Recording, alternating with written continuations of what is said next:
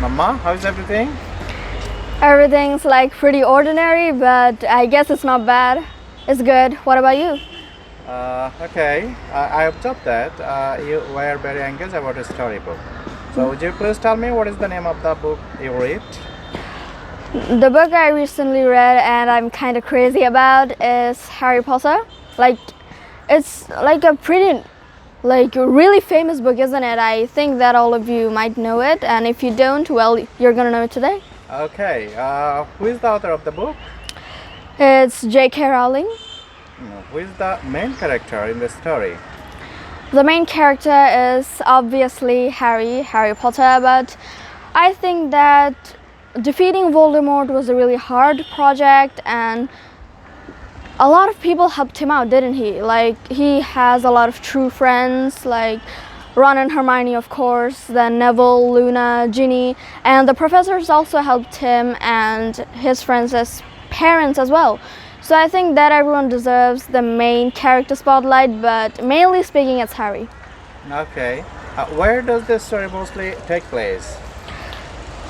In the last book, it was like not a specific place, but if we talk about like all the other works, it was obviously Hogwarts. There's a really funny theory that people say that Voldemort like always waits for the attack to have in the end of the year because he cares about Harry's education, but obviously it's not true.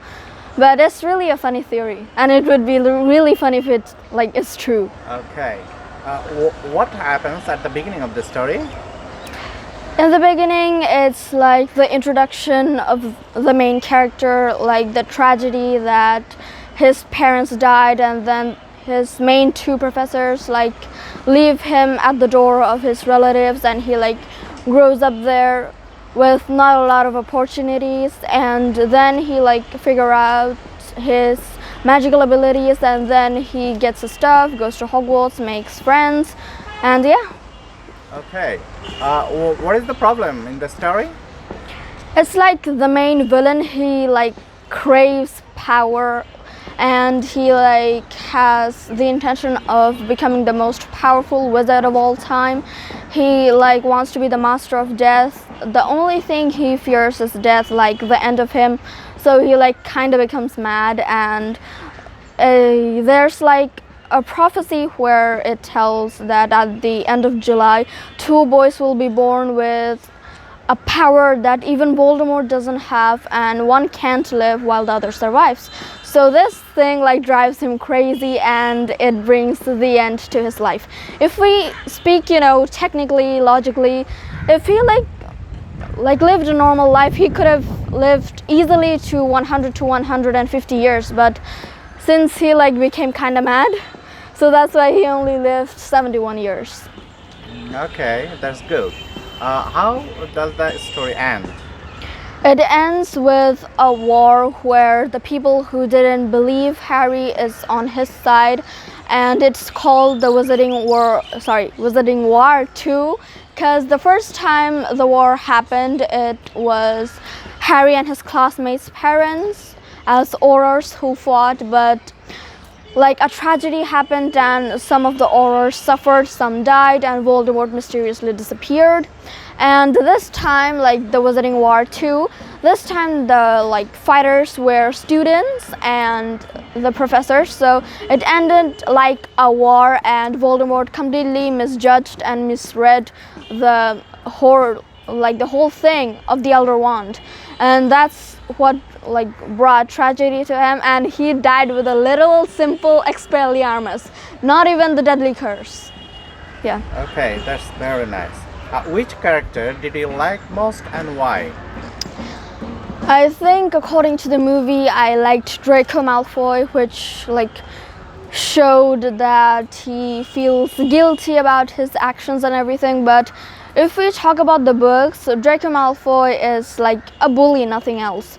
So I'll have to pick Fred and George for the first place, because they have like the fierce brilliance and also the funny side all mixed up.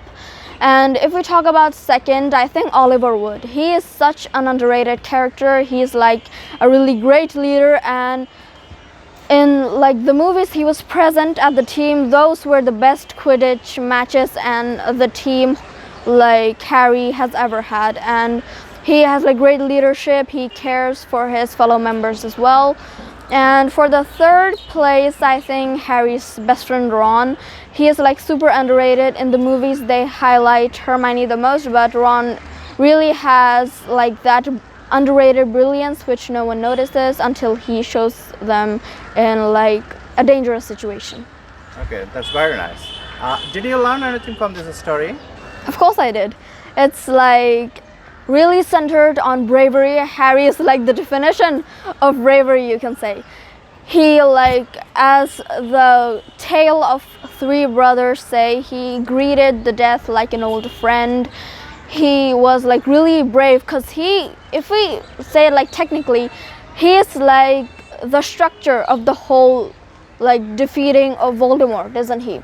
He like fought really bravely and kinda alone. Like everyone helped him, but he was kinda alone. So we learned bravery and friendship also.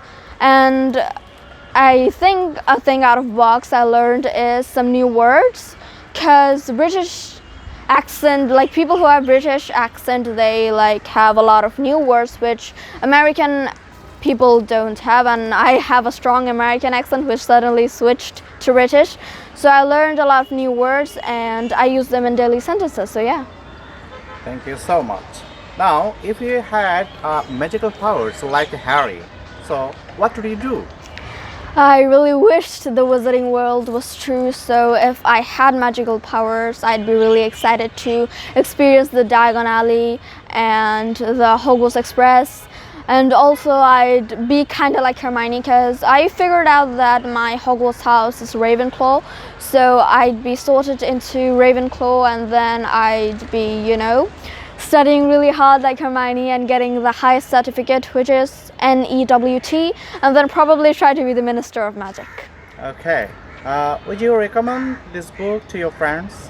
Oh yes, I would definitely. If you favor fantasy, it's like the best book you could ever read, and it's like really detailed, so you at the end you connect the dots, which is the really fun part. So yeah, I would recommend it. Thank you so much for your great review. I hope your friends and your well-wishers will be so happy. Okay? Yeah, thank you. Thank you so much. You're welcome.